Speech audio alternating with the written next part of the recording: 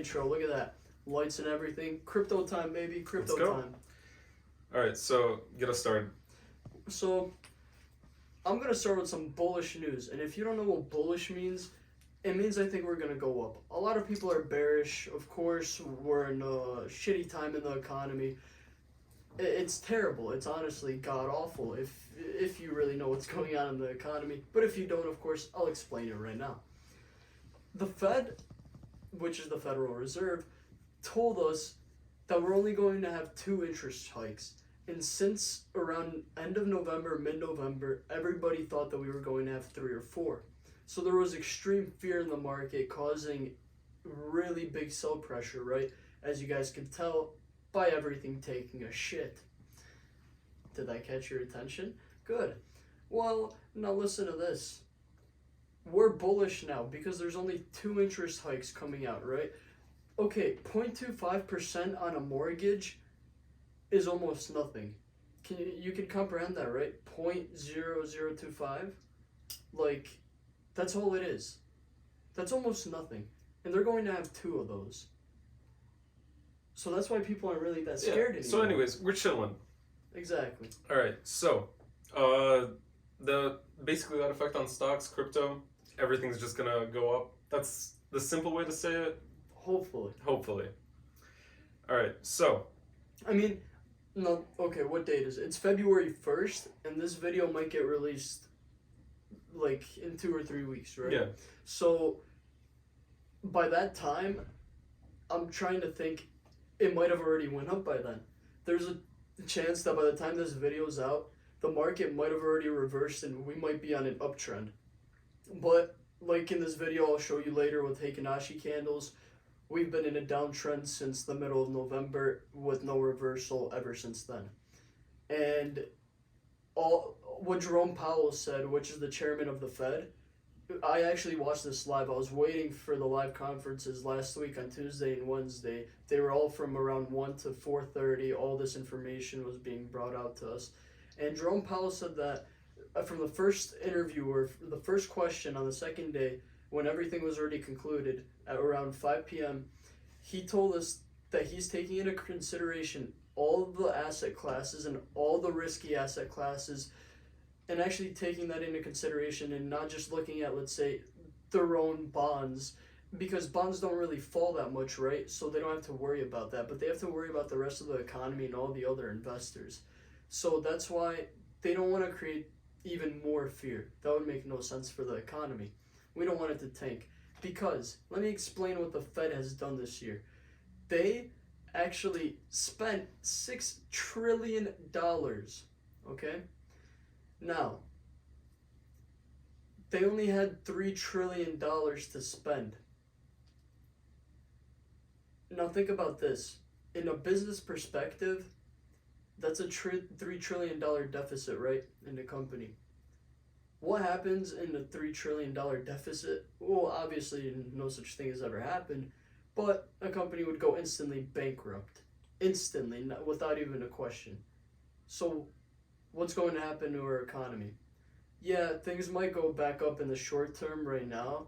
I think maybe, let's say, I'll show you a head and shoulder pattern later of Bitcoin. We might have a reversal to maybe around like 60K again. But then I think we're going to take a complete shit. I think our economy is like going to be really bad in the next 1 to 2 years. Like for the next 1 to 2 years. Especially if you take into consideration. If you look at gas prices.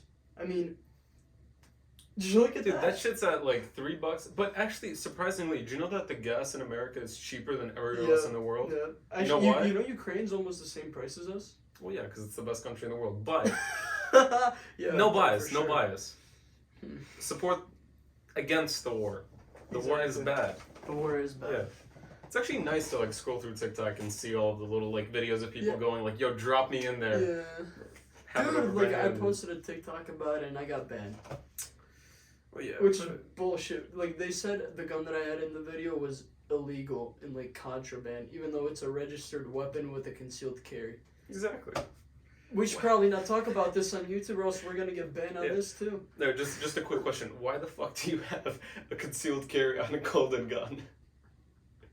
It's Zoidans. Yeah, I know, but still, why the fuck would you have a concealed carry on that?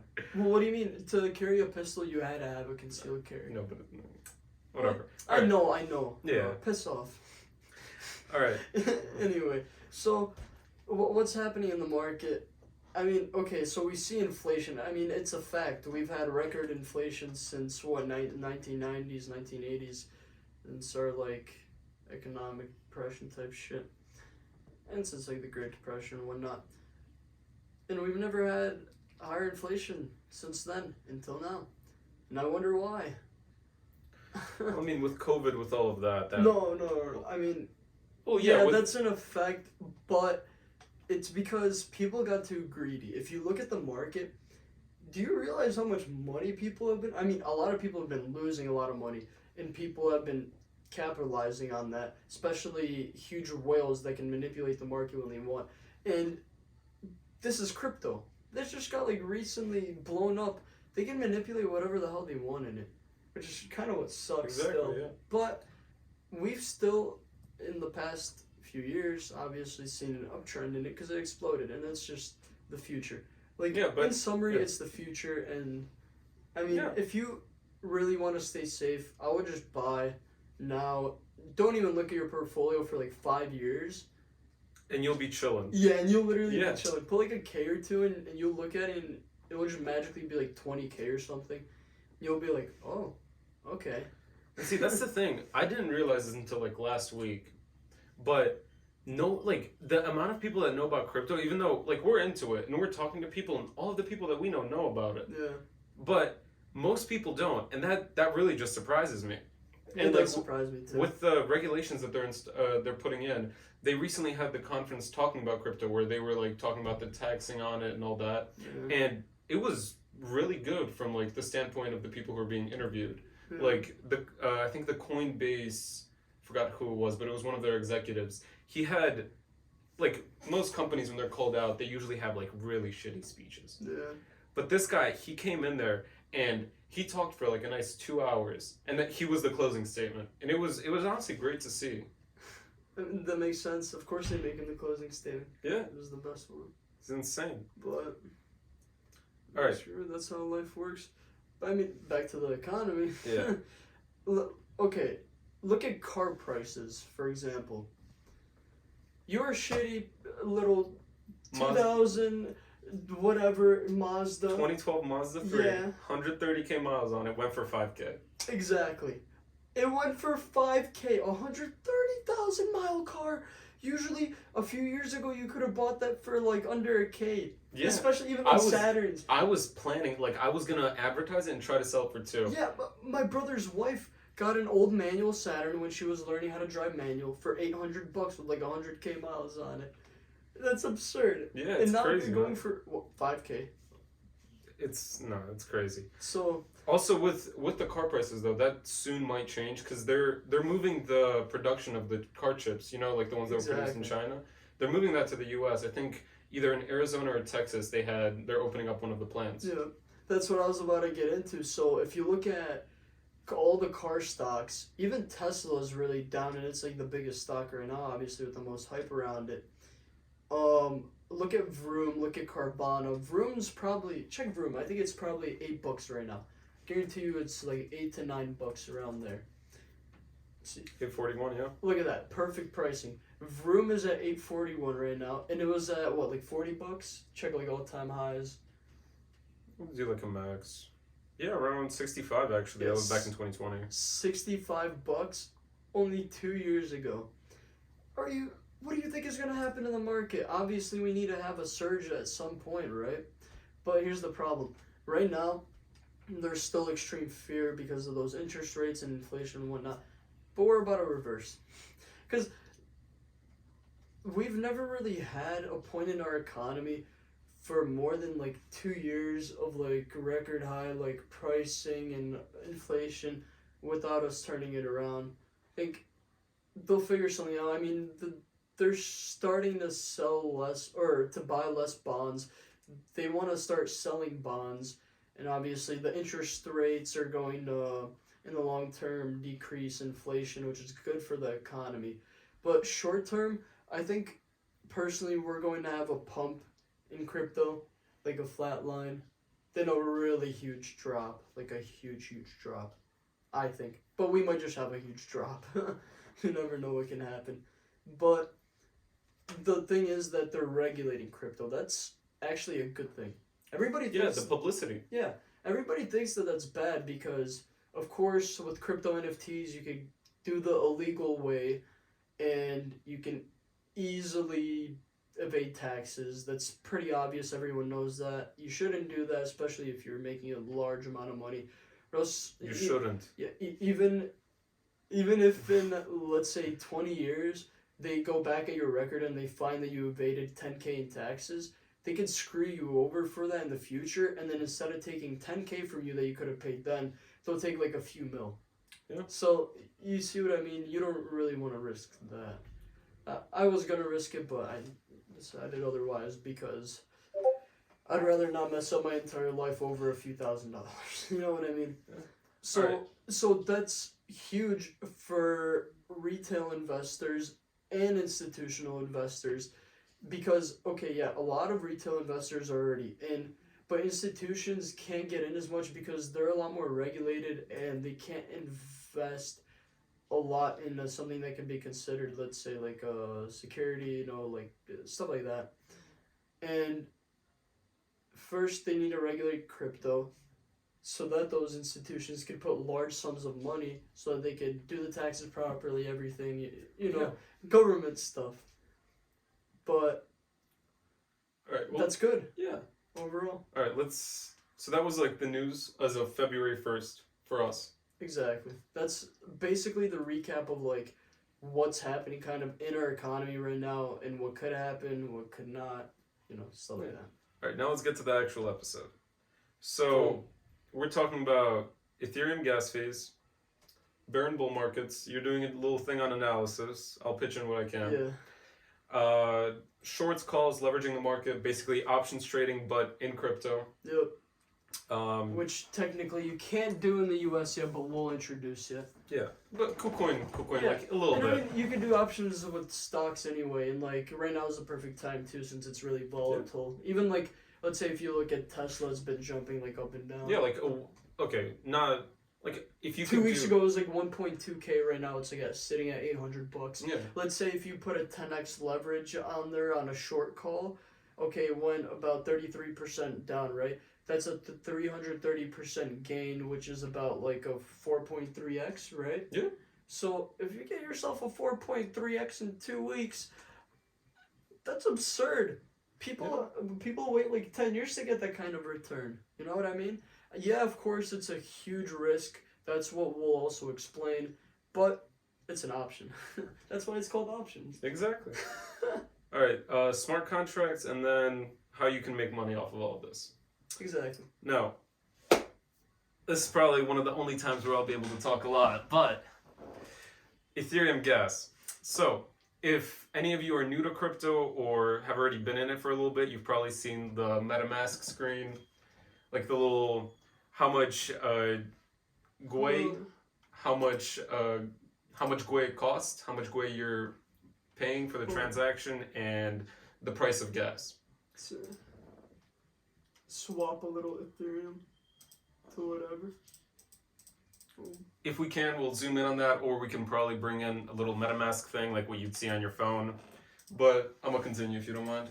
Yeah, go ahead. All right, so basically, I'm gonna do a little like comparison to what Ethereum gas fees are. So imagine you're going to a coffee shop, right? And you get into line, there's some people in front of you, but let's say it's like under 10 people.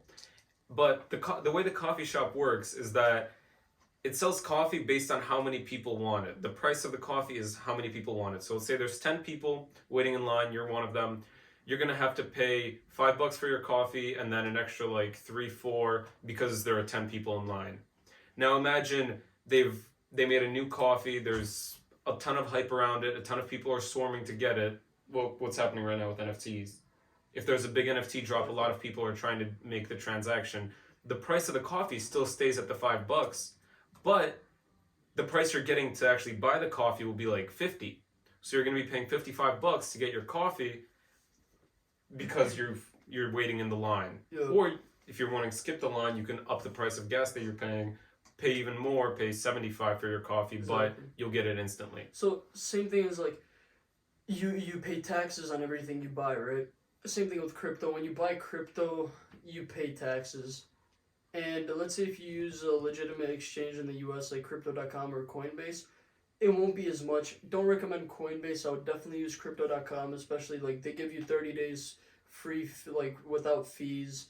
And then like after that, the fees are pretty minimal, especially compared to everything else that other people use.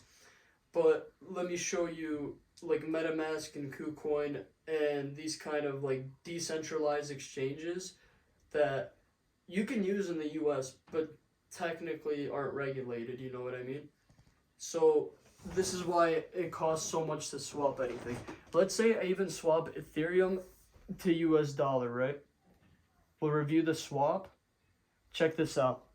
Estimated gas fee is $91 to swap $80. So you would pay more in a gas fee than you're swapping. That's why, let's say if you do use a MetaMask or KuCoin, only swap like large transactions. Let's say if you're swapping $1,000, $2,000, stuff like that. You know what I mean? You don't want to do it on... It's alright. It's alright. Oh shit. Little production issue. The camera fell. Alright, whatever. Shit happens. Well, you don't want to be paying more in the fee than what you're actually getting, right? That would make no sense. So the reason why you're paying this fee isn't, it's not based off how much money you're getting or how much money you're transferring. It's based on what the GUI at that time is. And the GUI is... Okay, so the GUI, one GUI is a gigaway, and there are 1 quintillion ways in one Ethereum. So basically, GUI is just a really small part of Ethereum that's multiplied by 21,000, which is the cost of one transaction. Either if it's a swap or if you're sending the money somewhere, the cost is 21,000.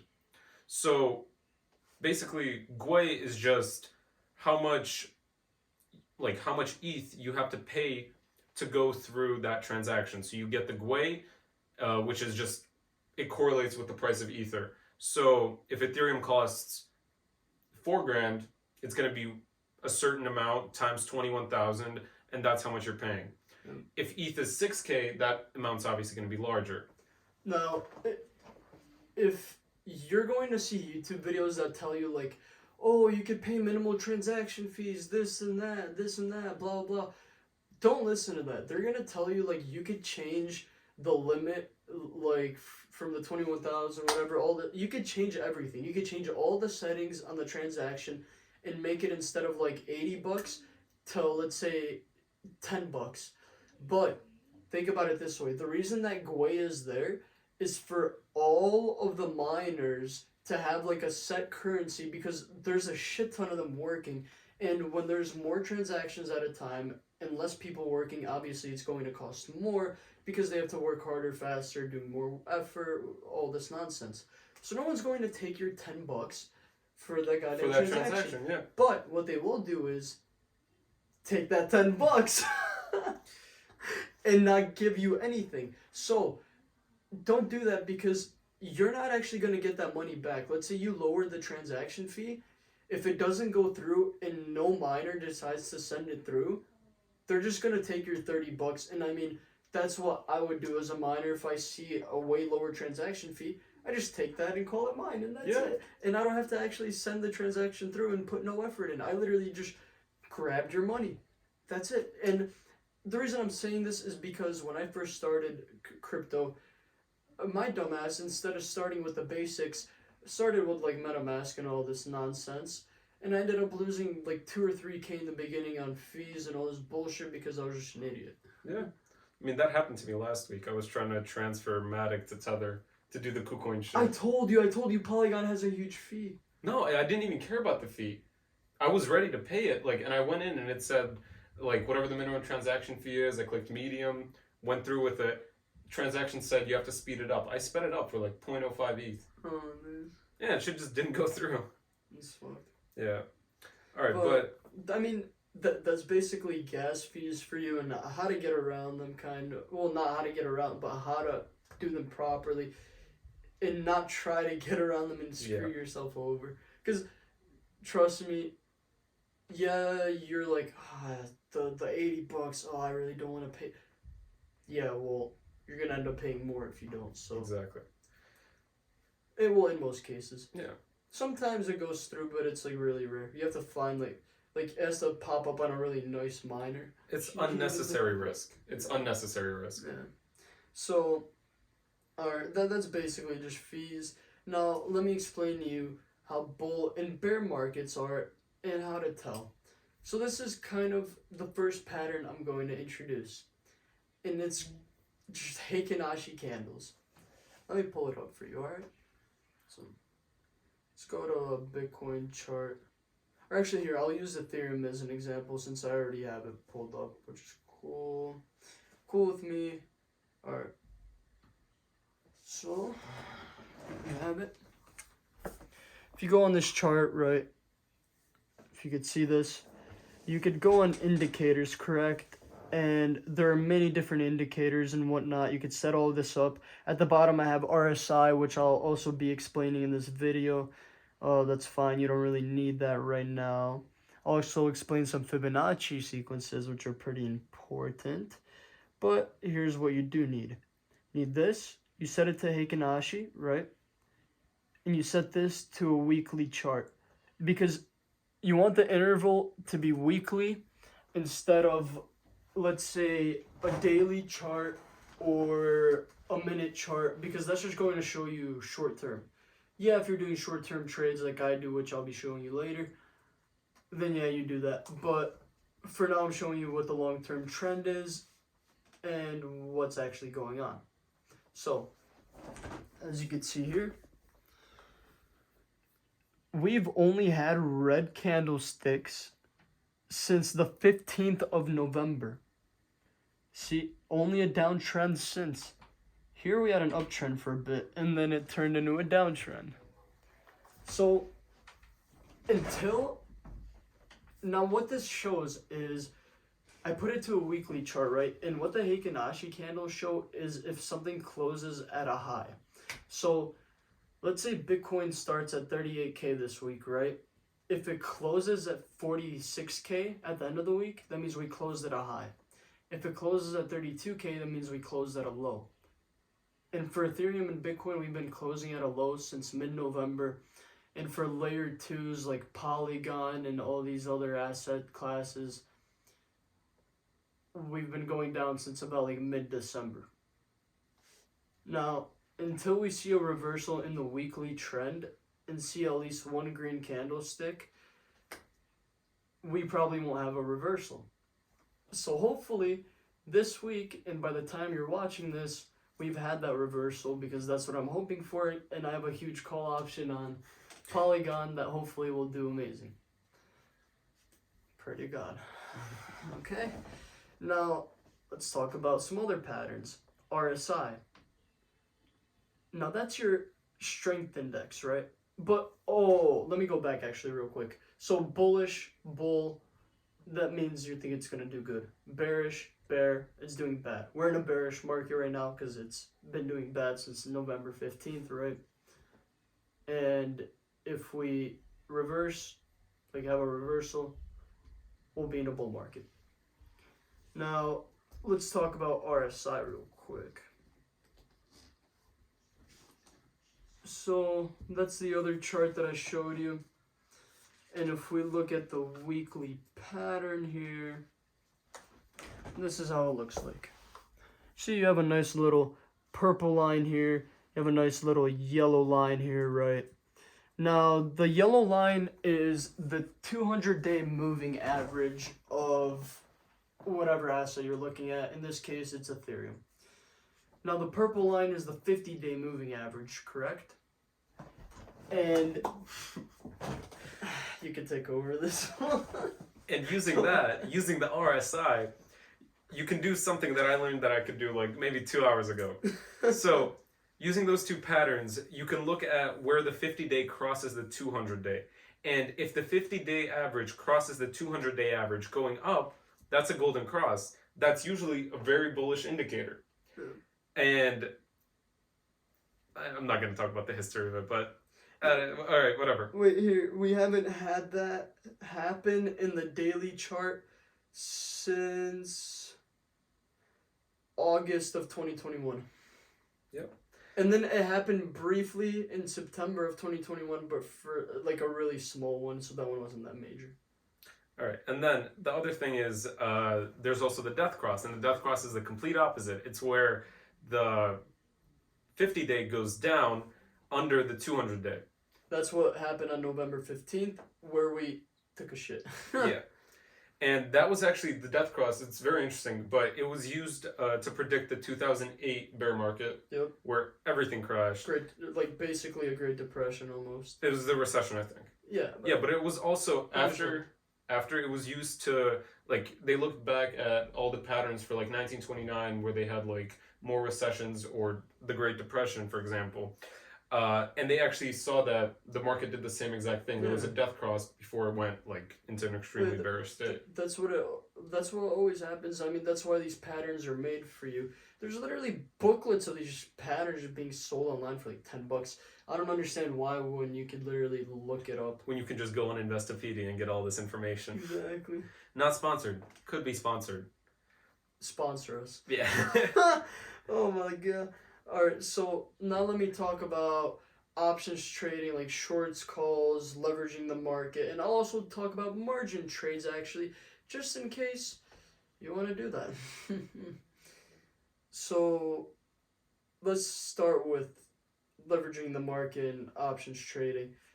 So what options trading is, basically you could say that either a stock or a cryptocurrency is going to go up or down, right?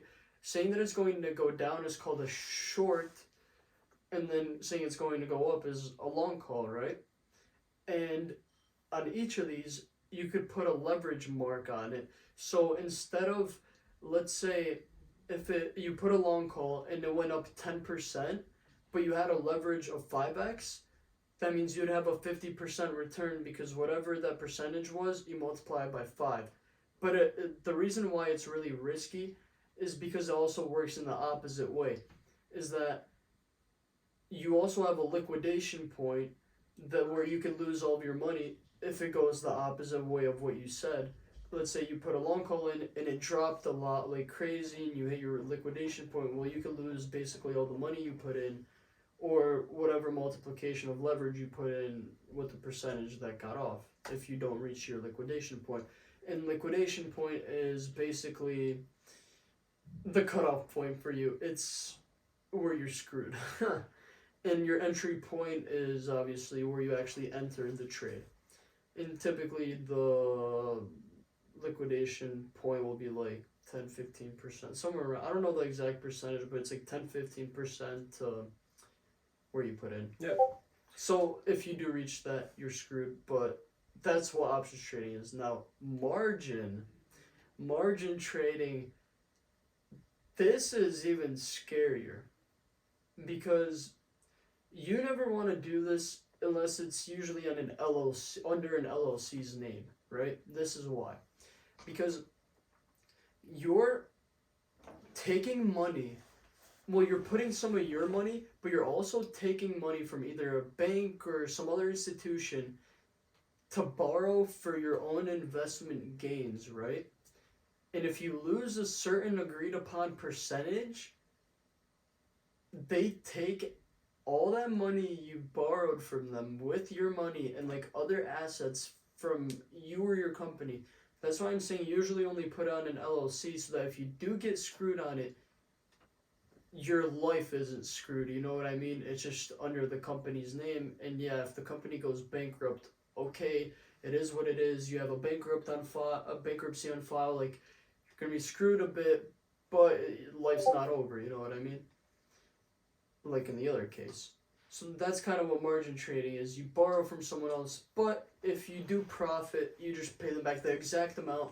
No interest, no nothing. You just pay them back the exact amount, keep the profits, and you're good. So let's just say, like, a situation. Let's say I decided that out of all the coins, Cardano is going to go up, and it's going to go up 100%, right? Yeah.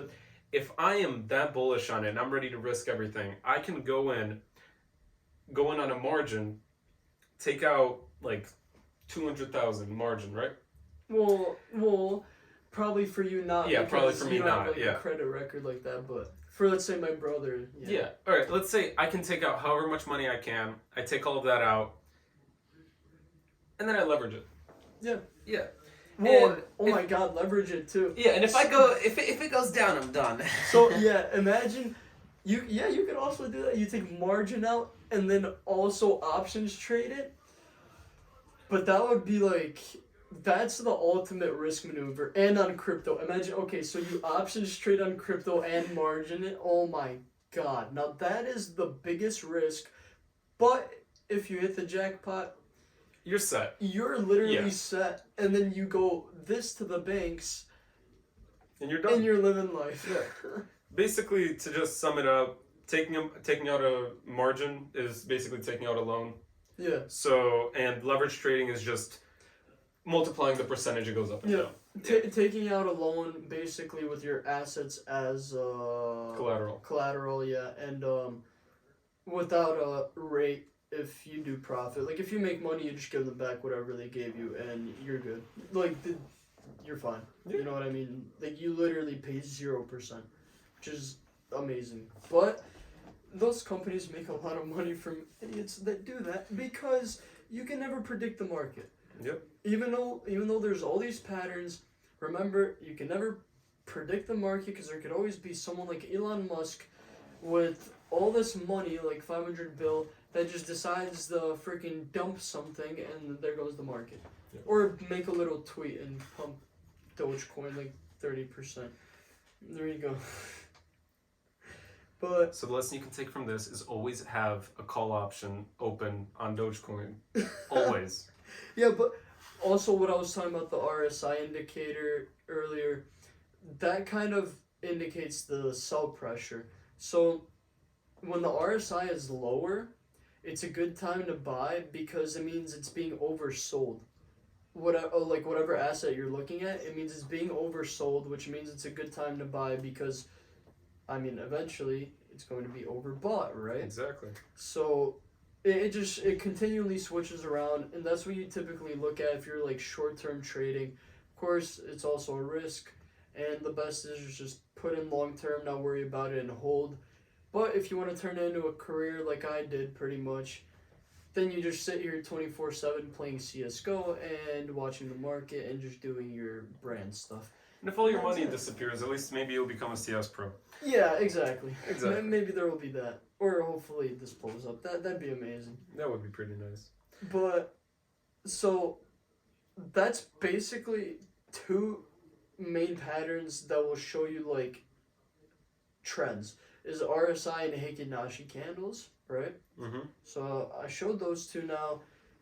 There are a lot of patterns, like let's say blow off tops, double tops, like head and shoulder, inverse head and shoulder, bearish head, like all these other Cup and different. handles. Yeah, cup and handles. It's the only one that matters. They're everywhere. No, but of course I'll explain some of them right now. But you could just look at all of them.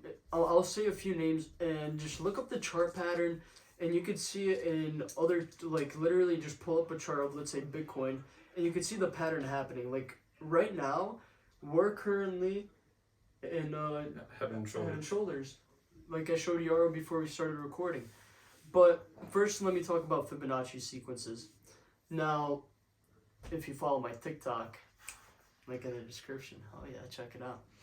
So, I've been talking about Fibonacci sequences, right? Because they show you resistance points of whatever asset you're looking at. So, the percentages of that are 100%, of course, all-time high, 8.8% of the all-time high, 50% 38.2%, and 23.6%. Now, what these signify are basically the points of where the asset is going to bounce around before it either goes back up or goes down, right? Now, we're right at that resistance point. At the time of this recording, February 1st, Polygon, here, we'll just use Polygon as an example. Polygon's at $1.06. Holy shit, I might need a short it. Okay, well, a good thing I noticed this. Okay, well, so $1.65, right? That's where we're at right now. Now, the Fibonacci sequence of 61.8% tells us that we need to multiply the all-time high by that percentage point to get the resistance, right?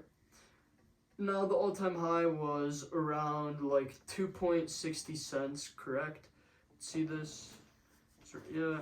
So it was around like 2.6 around there, or like 2.8. We almost hit $3, right? Now, the resistance point of Polygon is around like 160. I just did quick math in my head because I don't feel like doing it fully, but yeah, it's around 160 with the 60% multiplied by the like $3, whatnot.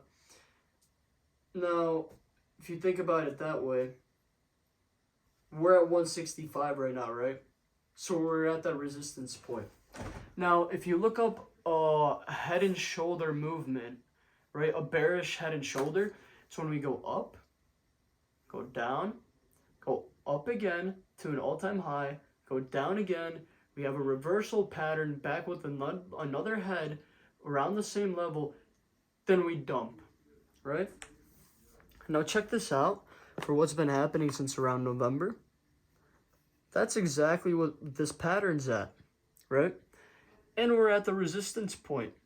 So since we're at the resistance point, in no time, we're either going to go into an uptrend or another downtrend.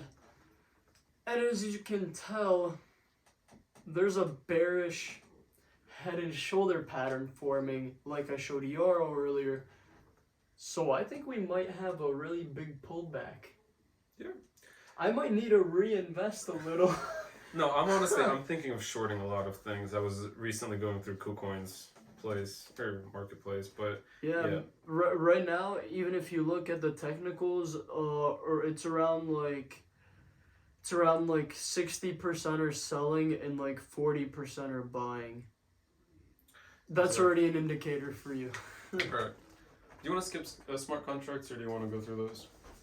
No, I think Max and Roman are going to cover smart contracts. But what I want to talk about with smart contracts is how they tie into NFTs. Yeah. So, because they're just talking about how they're like on the blockchain and whatnot. Well, smart contracts and NFTs, I need to address this because everybody thinks NFTs are just JPEGs. Well, just a JPEG wouldn't be worth like 200K, like to like a few mil, like stuff like that, you know what I mean? Because they have actual utility. The point of a smart contract is that the brand or whoever made the collection can put whatever they want in that contract and you get to like claim it as like a award, right? So let's say I have 2 meta cards from Full Send, right? And they've been doing really good recently because of their recent announcement. Now, let's say they buy out a private island for their fans, right? Meta card holders. And they're like, whoever has the meta card can scan into the island and fly into the island and vacation there for free. Exactly. Now, what would happen to the price of the NFT? Of course, it would shoot up and skyrocket. I mean, that's kind of obvious. But that's the utility of it. Because they could put whatever they want, whenever they want. And it doesn't work the opposite way. They can't be like, oh, whoever owns this NFT is my slave. Well, no, it doesn't work that way because you don't have to abide by it. You know what I mean? It's a smart contract, meaning that the owner has to abide by the contract, but whoever owns it doesn't have like they can sell it, they can get rid of it. Yeah, they can do whatever matter, they want with the NFT. It's their own keeping, just like an asset, right? You can do whatever you want with whatever asset you want in this country, other than illegal. Yeah. Which NFTs kind of could be illegal. if That's you do some- if we do that, that's gonna be like a 1 to 3 minute little like short video, Yeah. just throwing shit out there. Yeah, no, but that we don't even need to talk Yeah. about. All right. That's just like speculative stuff that we've been doing for retirement funds Yeah. or plans. No. We're no. kidding. We're joking. Yeah. We All right, know what we're but getting at. also with smart contracts, most of them right now aren't as sophisticated to offer a lot of real world possessions, but what we're seeing is mainly NFT holders being able to claim coins that are related to their NFT in some way. For example, I'm pretty sure that, well, crypto bats allow you to make other NFTs, and you Yeah. get the. No, you could like combine with other NFTs. You could even combine with the board. You don't combine. You create another one. That's why it's awesome. Is it actually? Yeah, you can. The whole point is that they bite the NFT. Well, that's what they call it. They bite it and they create a third NFT. So you still own both of them, and you own the third one. Oh, I didn't know that. Yeah. That's why I sold my crypto bat because I thought you had a. No, they're sick. Oh, that's so Yeah. damn. And they're partnered with Alien Friends, I'm pretty sure Yeah. too. And you know who else partnered with Alien Friends recently? Who? Full Send. Oh shit. So all three of those I feel like are about to be interlinked, and then I could have done so much with that. Cause You'd be fine. Yeah. But what also happens is, if you own a crypto bat, they allow you to have access to a real world scavenger hunt. I plan on participating in it, but that's just that. That's one example. Other examples are the Meta card. Right now they're offering the meetup in California. Yeah, meet up in California, Q&A with them personally. Then they said they want to get everyone an Airbnb, but you have to pay for your travel, obviously, which is probably like a K. Yeah, that's fine. But like Airbnb, I mean that's pretty cool. I mean, come on, if you have an NFT that's worth like 6K already, you really can't afford like 1K to freaking fly out. I mean, that's why I actually might go in March. If they accept me, I might go because, like, why not? It's sick. Yeah. And I have two, so, like...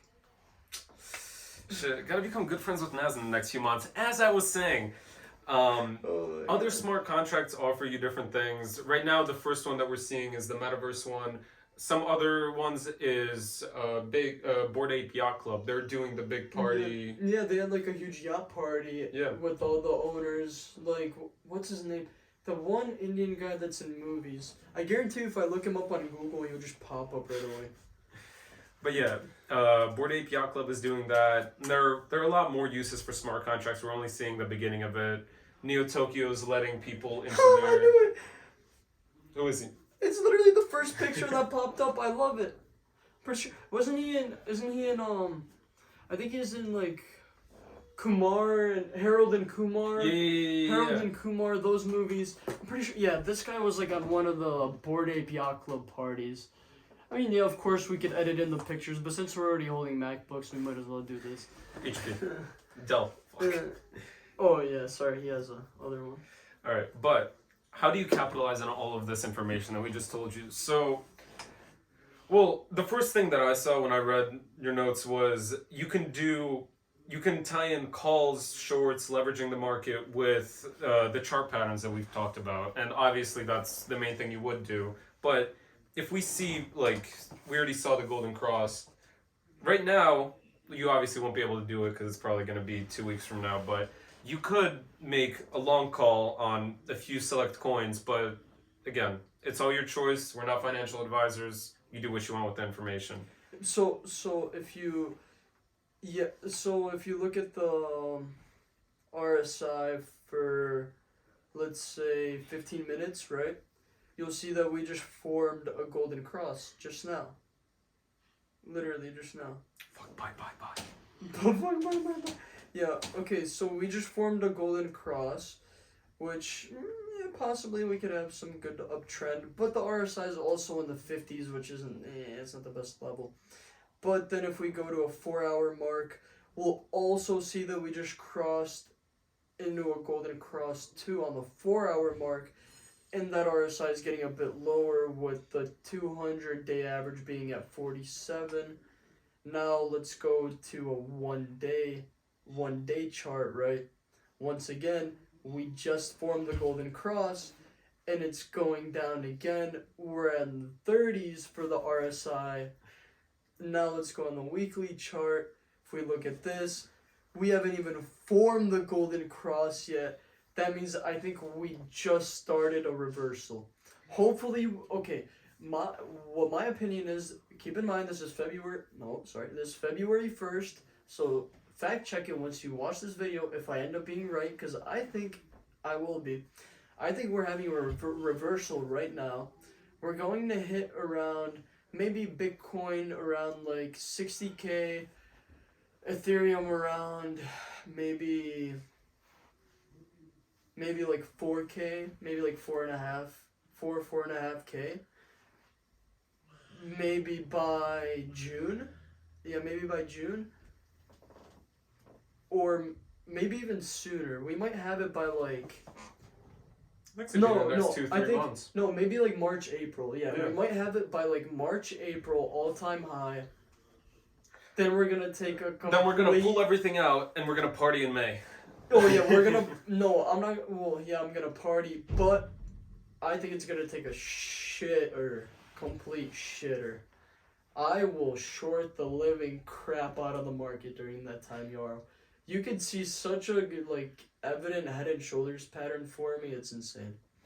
But we'll see what happens. Of course, can't predict shit, but it's my prediction. Alright, as always... Fuck your can't predict shit bullshit. No, not as always. I'm kidding.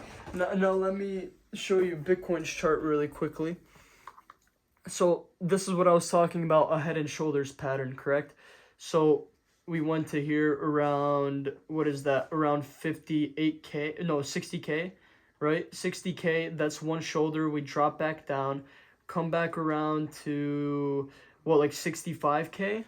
Now we're dropping back down again. Now I think we're going to have a reversal around this point because we're at the resistance point now. Going to have a reversal. Going to go around here again to 60K, then drop. There you go, baby. Alright. As always, don't forget to leave a like, subscribe if you enjoyed the video.